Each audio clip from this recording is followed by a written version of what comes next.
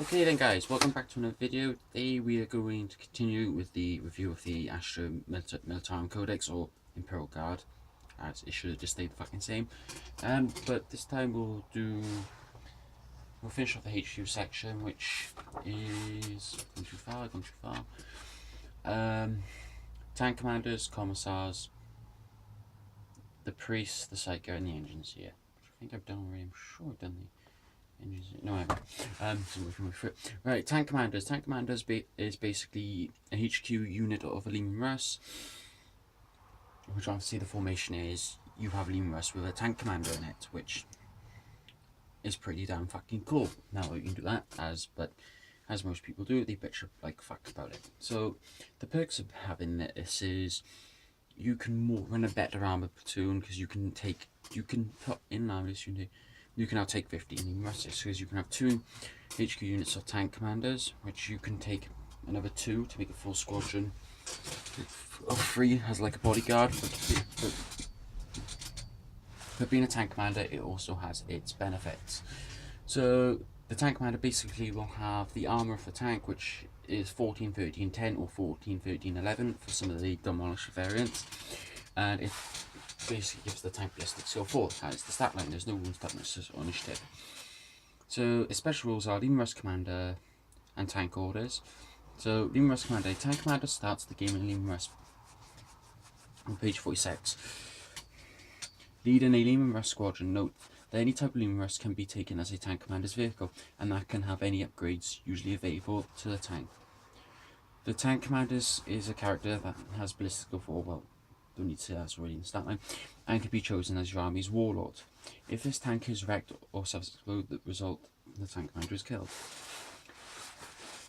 A tank commander and his Leman Russ squadron count as a HQ choice for the entire of the battle.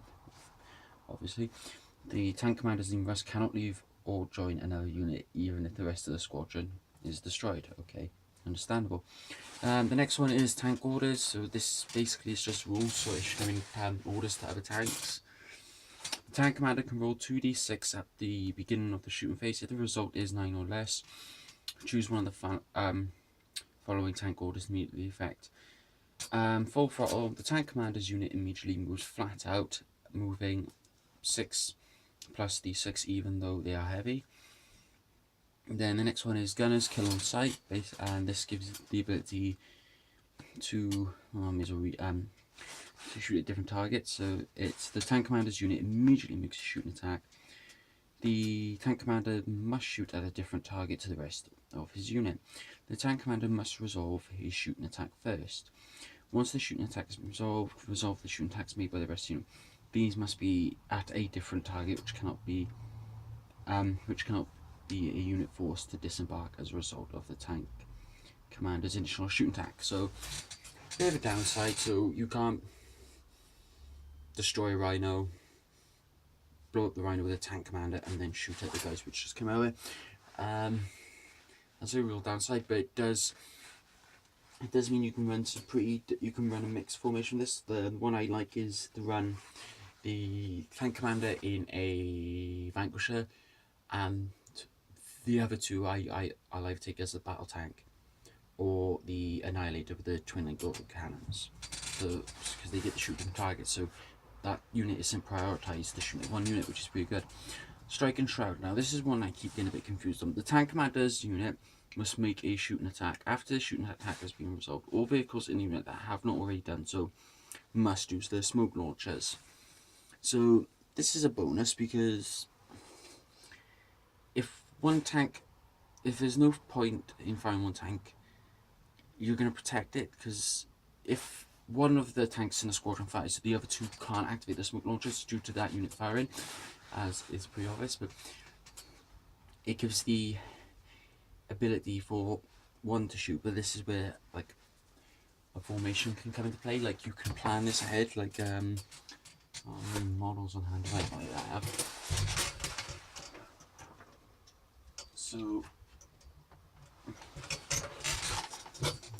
for example, these 2 Space Marines are your tanks, and this is your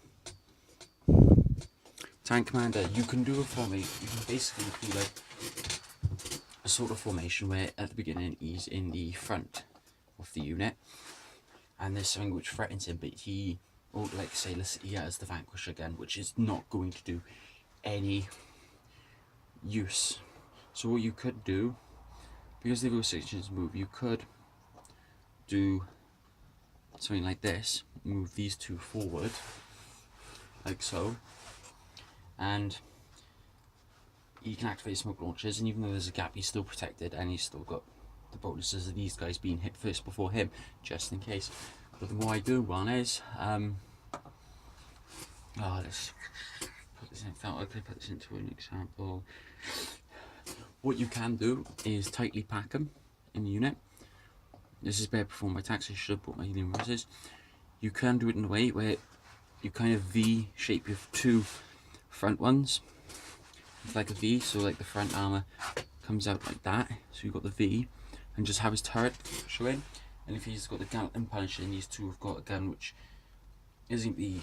ain't capable of doing what you need it to do. These two can activate their smoke launchers. Thus these two will get 4+ save, and he will also get the 4+ save for getting a cover save from his unit. If that works, yeah, I believe that would work. That's how I would use the Strike and Shroud. That's the way I can see it viable. Other than that, I would not use it. That's really what I can say for the tank commanders. I've only run them. I ran them in a game Saturday, and I haven't really had enough time on the flip side to try the abilities out properly. Next one is on page 33, and that's the Commissars. So this will cover the Lord Commissar and the Commissars in one, because this is all the specials. So we did the Lord Commissar, but basically the Commissar stat line is Weapon Skill 4, Ballistic Skill 4, Strength 3, Toughness 3, Initiative 1, Initiative 3, Attacks 2, Leadership 9, 5+ save. They come with a flak armor, bolt pistol, close combat weapon, frag, and crack grenades. Okay, so I just basically use these in the ability to stop guards from fleeing off the fucking table. If I'm running an infantry horde list and I'm spaced out, my command squads are too spaced out to keep everything in line. And this also works good with the conscript meat shield idea, which I'll come to another time.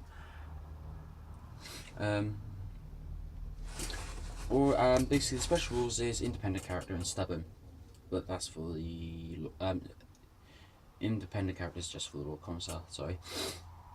And then the other rules of Aura of Discipline, Lord Commissar only, again, but any friendly unit from Codex Astra militarum within 6 inches of a Lord Commissar uses his leadership for fear, morale, or opinion tests. Chain of command is a Lord Commissar may only be your warlord if you have no models with a senior officer special in your primary detachment. And then summary execution, which every Commissar gets. If the Commissar unit fails a fear, morale, or opinion test, after any rerolls it's entitled to, the owning player can opt to have his Commissar similarly execute one Astra militarum unit model in the unit. Roll a d6 and on a 3+, you choose which model is executed. On a 1-2, your opponent chooses instead. But you cannot choose to execute the Commissar himself. So it hasn't really changed, but you don't have to do it now. It's an option, as within the previous codex you had to do it. But other than that, Commissars, they're just there to keep everything in line and stop things running across the table. As guardsmen, they do run pretty quick if things don't get in line.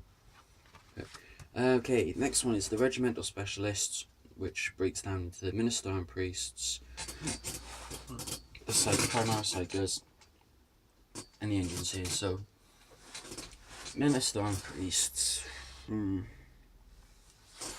never ever used them. Tried finding ways I could use them, but they've got some cool rules now, but it's just, do you really need them, and are they worth the 25 points? So, Militarum Priest, Weapon Skill 3, Ballistic Skill 3, Strength 3, Toughness 3, 1 Wound, Initiative 3, Attacks 2, Leadership 7, 5+ save.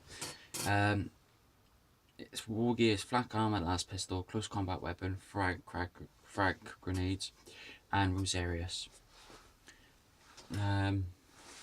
Special rules, independent character, zealot.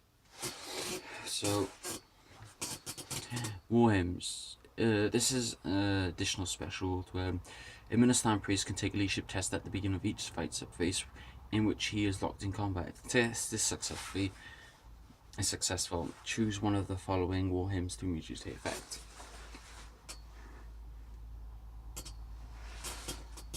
The first one is the Emperor text. The Minister priest and his unit all reroll all failed armor and invulnerable saves until the end phase. Guess it's a bonus, but really, I don't want guardsmen locked in combat when I find them a lot more effective when they're shooting things. So that's one I wouldn't reuse, to be honest, unless I was really desperate. And if I want like to use my conscripts, because I find these good with conscripts with a commissar in them, just to basically keep it launch onto objective and keep contesting and stop them from running. Then you've got the Emperor's Strength. Until the end phase, the Ministan priest has the Smash special rule. Smash. So look in the book, because I think this is just... I can't remember what Smash does. I forgot to look this up last night. Smash. All of the close combat attacks except hammer attacks of a model with this will resolve the AP2 unless it's attacking with an AP1. Additionally, when it makes its close combat attacks, it can choose to instead smash a single attack. Oh god, I'm tired. You can choose to make a single smash attack. If it does, it rolls to hit as normal but resolve the attack at double the model's strength. So really, that's not one I wouldn't particularly want to use. That's pointless. The righteousness of the Emperor. The Minister priest and his unit re-rolls 2 wound until the end phase. That's pretty good.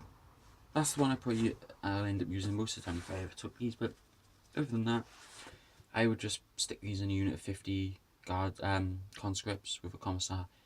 Then just launch them onto the objective. That's the only other way I can see these as a viable unit.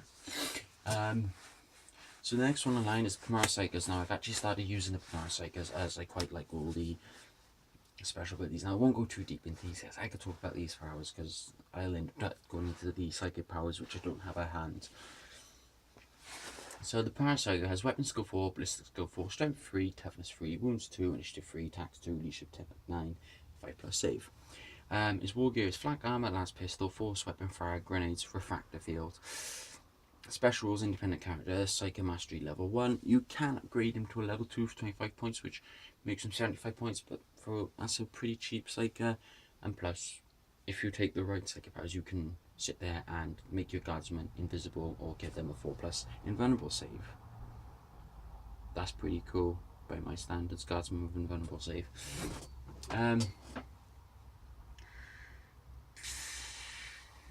Basically, the Psycho can generate powers from the biomancy, divination, pyromancy, and technic disciplines, but according to the 7th edition cards I got, the psychic cards, it says I can take all of them, which is pretty cool.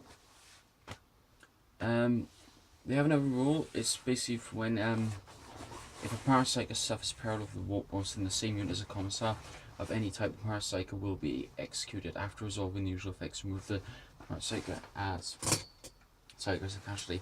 Now this is a bastard. This is why I'll never run one of these in unit with a commissar, because I am awful for rolling double 6s. I will get them if I don't want them all the time, and that's downside. You don't really want to lose this because these guys can work as a big buff and they can be really fucking helpful mid game because you can. Some of the psychic powers out there are really good now, and there's a lot of high damage ones. Other than that, I quite like them. They're quite a fun unit. I quite like running them with the Stormtroopers as well. Basically, the buff up the Stormtroopers and put in some extra damage. But other than that, guys, I can't really say much because there's nothing else I reuse them for. And it's going to be the same with the engines here. The engines here, basically, I can tell you this. I stick it behind a tank. and I basically stick it behind a tank squadron like this. So if I got 3 tanks, I basically make this sort of formation, and I literally pop him right behind there, so nothing can see him. So he's protected, and I just basically chug along the wall. He fix things, and I give him 2 servitors to get the bonus on repairing the vehicle, and as a bodyguard to die for him, just in case, because he does come in handy towards the end when things start getting a bit messy. So he has weapon skill 3, ballistic skill 3, strength 3, toughness 3, wounds 1. They should have been wounds 2. Initiative 3, attacks 1, initiative 8, 3 plus save, because these guys have basically all fucking power armor, which is pretty cool. Last pistol, power axe, servo arm, frag and crack grenades. Specials independent character. Now they have 2 special rules. It's called Awaken the Machine. In each of these shooting phases, instead of firing his weapons, the engine may choose a single for any Astra militarum, Imperial Guard vehicle within 12 inches. That vehicle gains the power of the machine spirit special rule until the end of the turn. That's pretty fucking helpful, I quite like that. I got some pretty cool ideas in the future, but I can't really discuss them now because I don't know if they'll work. So I'm still reading the rules properly because I'm trying to find my cheese. And then you got Blessers of the Omnicide. In each of your shooting phases, instead of firing his weapons again, as an engineer may choose to repair a single friendly vehicle that he is in base contact with or embarked upon to repair a vehicle. Roll a d6 and add 1 for each servitor in the unit. And if the result is 5 or more, you may either restore a hull point lost earlier in battle or repair a damaged weapon. Non-mobilized result suffered earlier in battle. This takes effect immediately. So that's basically the engine. They don't really change. It's just that Awaken the Machine Spirit can be quite fucking helpful, especially with Hellhounds. Servitors. They basically, the weapon skill 3, ballistic skill 3. They're just a guardsman. Guardsman stat line with a 4+ save. So, fuck.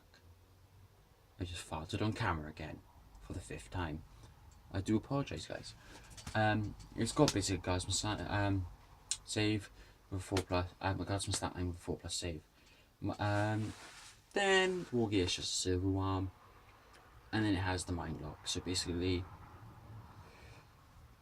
you roll a dice, and on a 4+, he acts normal, but on a roll of 1, 2, or 3, the unit is mind locked until the start of the phone turn. The mind lock unit does not voluntarily move, shoot, or charge, and the orders to it have no effect. A mind lock unit must still complete cross moves such as piling and fall back moves. So that's the only real thing I can fucking say for them. The Regimental Specialists. They are specialists. They are really helpful to have, and they do come in handy. But until I get a better idea, I will probably update this video and show you some really cool ideas which I'm doing. So that finishes off the HQ section, and thank fuck, because that's one of the longest sections in this book, I believe. Yes it is. Yes it is. Next we start on the infantry platoon, so I'll do all of them in one video. Then I'll do veterans in the next, and then we move on to the elites. So I'll probably do infantry platoon and veterans in one video. So then I'll probably then do all the dedicated transports and all the transports in the codex. So thanks for watching, guys. I probably bored the living shit out of you, and I feel real embarrassed now for farting on camera. But thanks for watching. I'll see you in the next one. Toodles.